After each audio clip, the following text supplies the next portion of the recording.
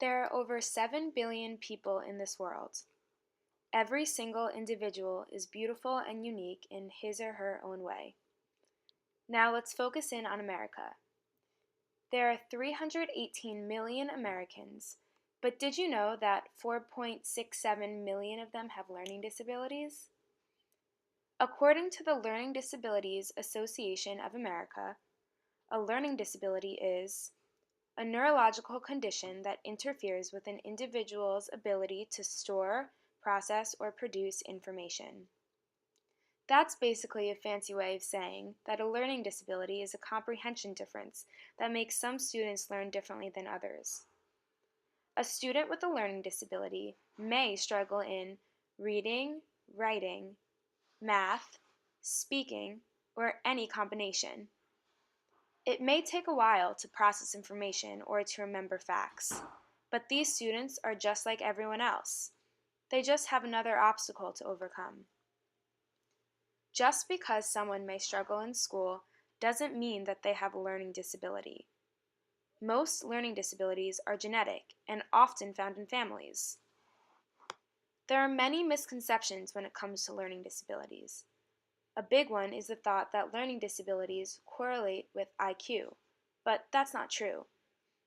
People with learning disabilities are just as smart as everyone else. They just have different ways of showing it.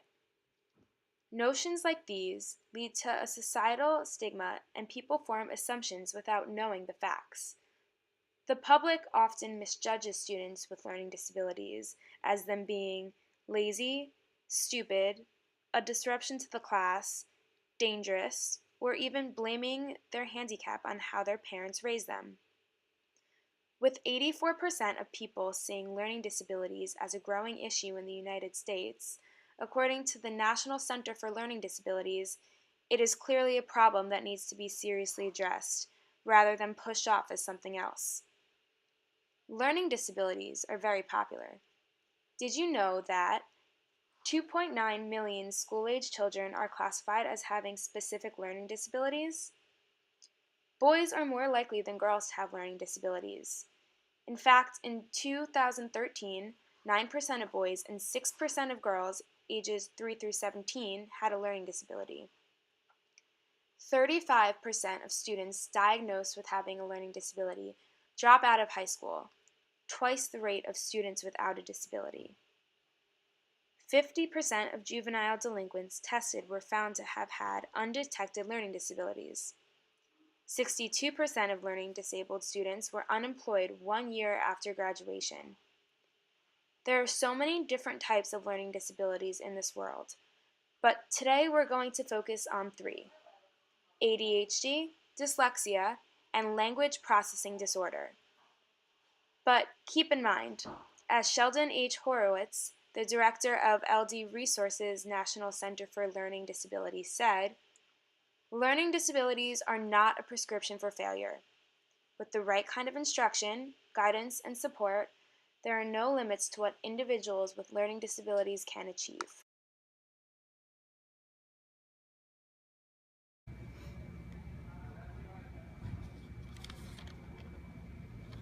ADHD stands for Attention Deficit Hyperactivity Disorder. You probably know someone with ADHD, whether or not they are diagnosed, because it is one of the most common neurodevelopmental disorders found in children.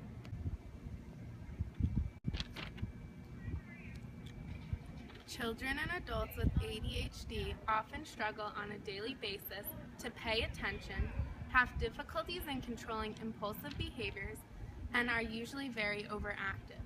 Most adults with ADHD have dealt with these issues for many years because this disability is often diagnosed during early childhood.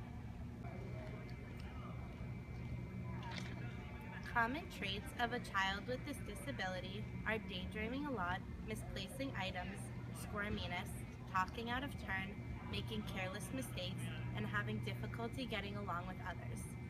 Even if a parent notices that their child displays some or all of these symptoms, they need to take their child to be evaluated to confirm that they do in fact have ADHD. Actually, teachers are often the ones to bring this concern to the parents because they see the child in an environment where these traits are most commonly elicited.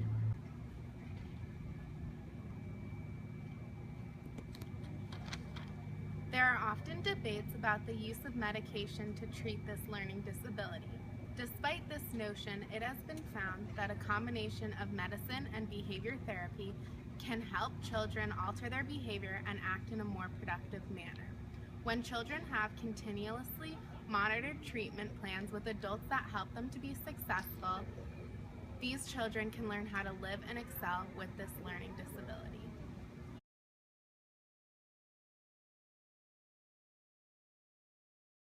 Hi, I'm Jess and this is Darby, and she's a student at Tulane and she has ADHD, so I'm going to ask her a couple questions. My first question is, when were you diagnosed with ADHD? I was diagnosed when I was a sophomore in high school. Okay, so you haven't had it for that long. No. How has it affected your daily life, both in and outside of the classroom? I think in the classroom, it's definitely obviously like difficult to concentrate, and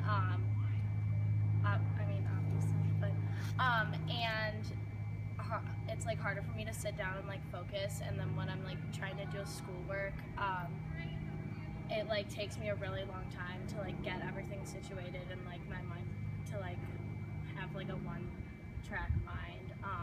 And I think just in daily life, I think that I have a hard time like getting my answers out and like not changing stories, and also like interrupting people. So how are you treated for it? So I have medication. So I started out with Focalin, and I kept like upping the dosage. And then I switched to Vyvanse, and then there was actually this like patch. So it's sort of like a nicotine patch, but I put on my butt. And that didn't work for me. And so at one point I tried Vyvanse, then I tried that, and then now I'm taking Quillavant, which is like a liquid form of it.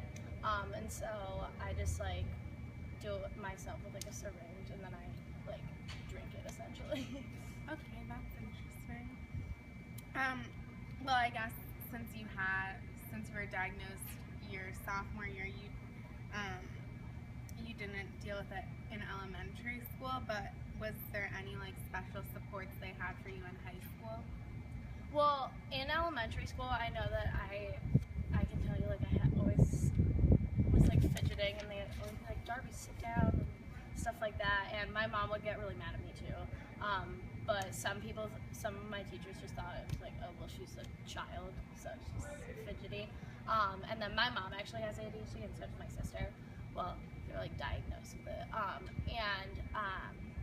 But in high school there's a some program. It was called like the plan, the HB plan. And so you got extra time on tests and stuff like that. You could take your tests in like a different area or get like extensions on stuff.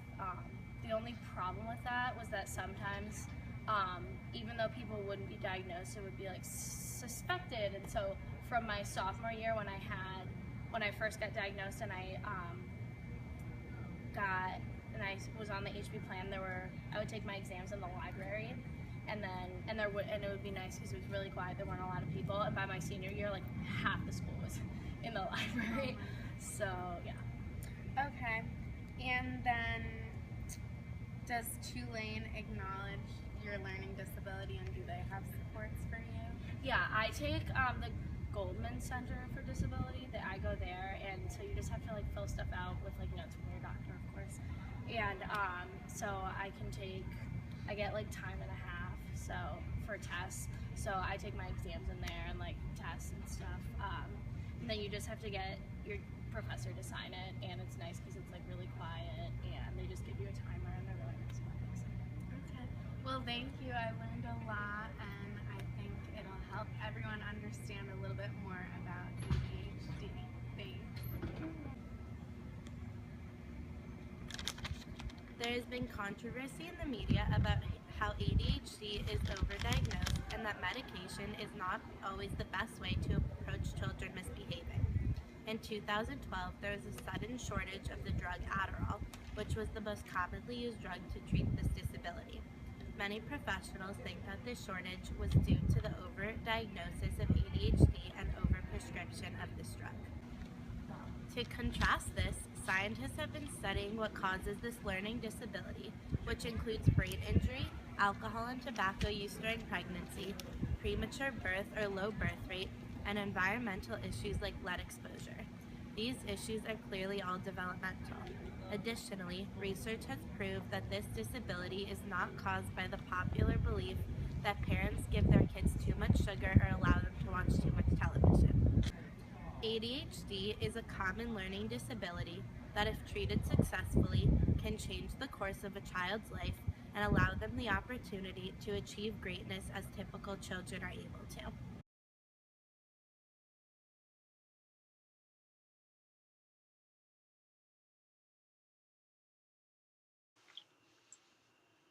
I don't understand this. This doesn't make sense to me. It's so frustrating. These words are not making any sense. What is the sentence supposed to say? This student is frustrated because she has dyslexia. What is dyslexia? Dyslexia is characterized by difficulty reading due to problems identifying speech sounds and learning how they relate to letters and words. There is not one single way that a dyslexic person reads. All people with dyslexia see words in different ways. For example, a dyslexic child may see letters as upside down or backwards. They may see letters jumbled up and bunched together. They could also struggle with letters that are in a similar shape, like E and C, or B and Q. A person with dyslexia could have any combination of the symptoms mentioned or none at all.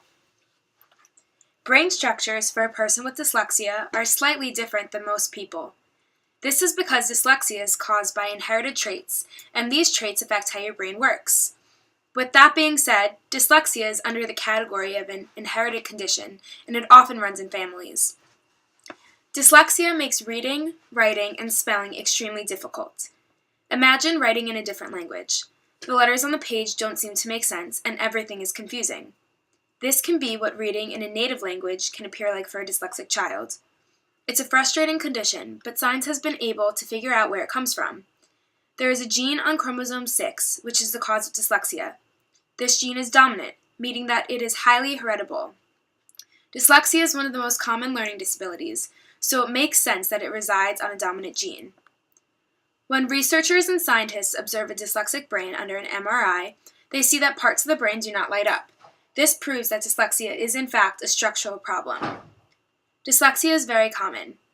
In fact, 1 out of every 5 children, or 10 million Americans, have dyslexia. Because it is so popular, some people claim that dyslexia isn't real, and that kids use it as an excuse for reading struggles, but that is not the case. Dyslexia is real. A dyslexic child is just as intelligent as any other student. He or she just processes information in different ways.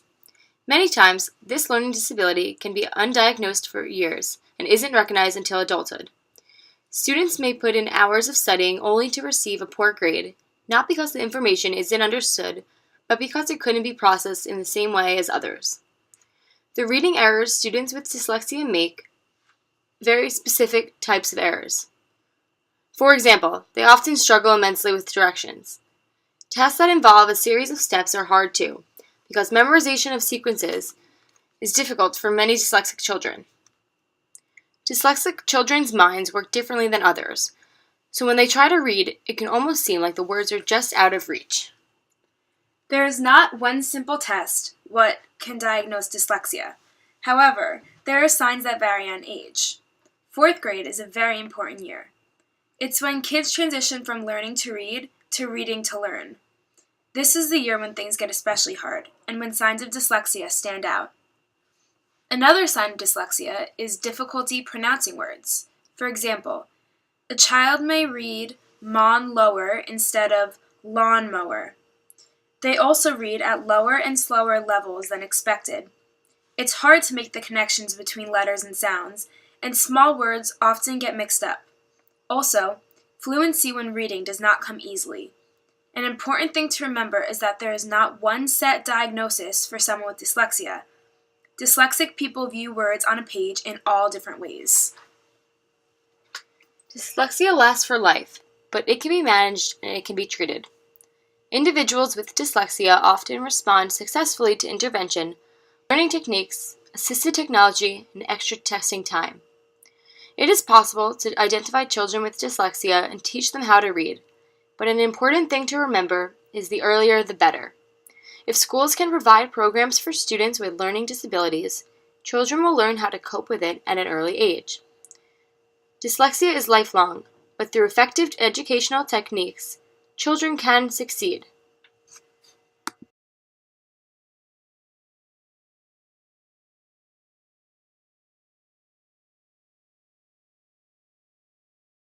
Hi, I'm Lindsay, Mary's sister, and I'm dyslexic. And what dyslexia is to me is a learning difference that affects how I learn and the way that I take in learning, I guess. I don't know.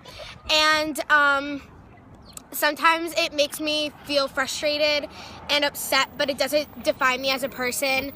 And when I think of myself, that's not what I think of, and that's not what my friends think of.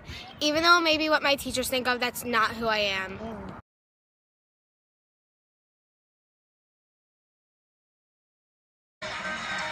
Being successful in school definitely requires concentration. But for some students, that's easier said than done because they suffer from what's called an auditory processing disorder.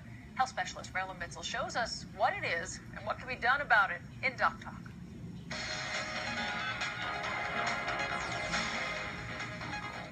Like most 7th graders, Ben Gomez hates doing homework. Concentrating in school is also tough. He's not getting the information in, so it's making sense. Ben was diagnosed with borderline ADD and given medication, but it didn't work and made him sick. Further studies revealed Ben has something called auditory processing disorder, a condition where his brain doesn't interpret words or sounds correctly. It was hard for him to focus, hard for him to get the notes down on paper. The cause is unclear, but we know these kids have normal hearing and intelligence, but get poor grades because of trouble concentrating. Pediatric physical therapist Grace Brackey recommended interactive metronome to help Ben. IM uses a timing device that you must listen to and practice certain exercises. It develops motor pathways in his brain that helps him to coordinate both sides of his body. Watch as Ben must clap in sync with the sound in the headphones. A second tone then tells him if he's on time, early, or late. So far, so good. Things are getting in, he's processing and he's retaining that. Ben's also off the medication that made him sick. By the end, he was about 4 years higher grade level. So it really made a big difference. He's back in the game, is doing better in school, and doesn't even mind homework anymore. Maybe if I keep going, I'll get better at what I've gotten better at.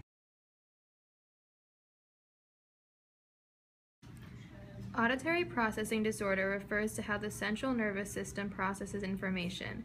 However, the central nervous system is vast and also responsible for functions such as memory, attention, language, and others, which is why there are various types of auditory processing disorder. LPD. Difficulty gaining meaning from spoken language, especially in noisy environments. Poor written output, poor reading comprehension, difficulty expressing thoughts verbally, difficulty labeling or recognizing objects, often frustrated by having a lot to say and no way to say it, feels that words are on the tip of their tongue, can describe a word and draw it but can't think of the word for it, may be sad or depressed, difficulty getting jokes, difficulty following directions, often asking for repetition or clarification. LPD can be diagnosed using a multidisciplinary team approach. A teacher or educational diagnostician may notice academic difficulties, a psychologist may evaluate cognitive functioning in a variety of areas, a speech-language pathologist may investigate written and oral language or speech capabilities. To diagnose APD, an audiologist will administer a series of tests in a sound-treated room that will require listeners to attend to a variety of signals and respond via repetition, pushing a button, or another way.